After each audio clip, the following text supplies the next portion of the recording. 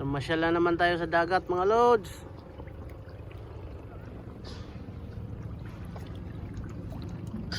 Ayan o.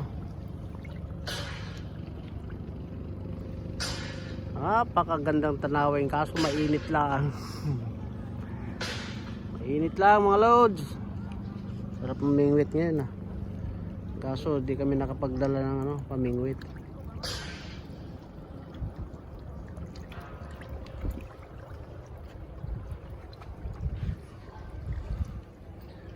Ganda ng building ang pagkagawa mga lods, tabing dagat lang oh. Iyan oh,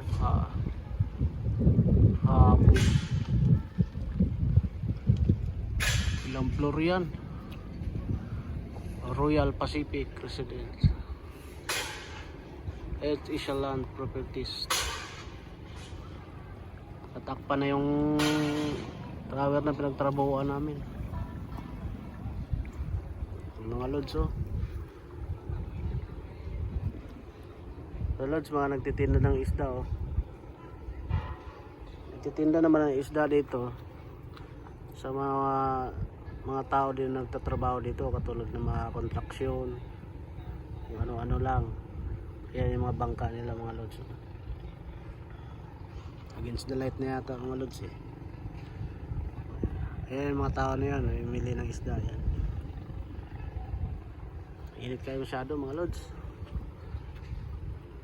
Against the light now.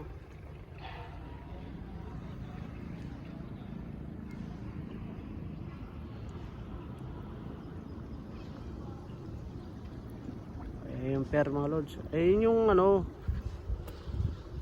yung gagawing artificial na island. Yan o.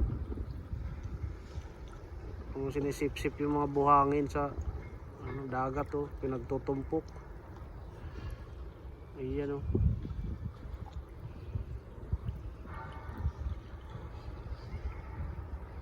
Ayan mga lods oh.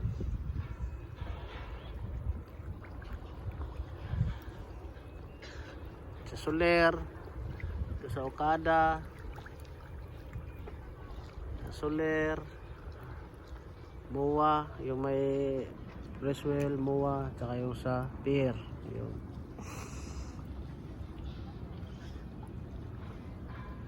Pero nandito lang ako sa tabi ng Okada mga lods. Sige mga lods, nandito na lang. Bye. Thank you for watching mga lods.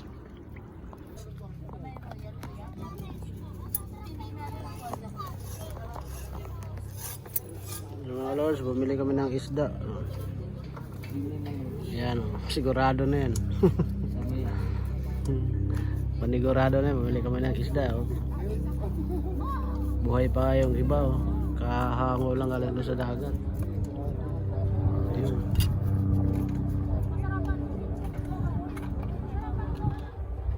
Ganda mamili dito eh, malapit lang.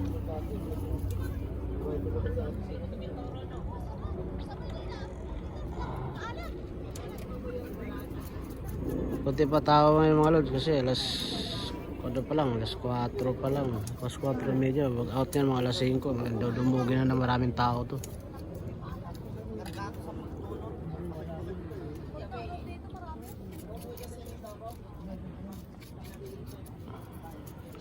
Ang dagat, naliligo pa. Malinis ang dagat dito lods kasi wala namang dito. Pinakakantuhan kasi ito eh. Banda doon sa dulo, paliko na yun.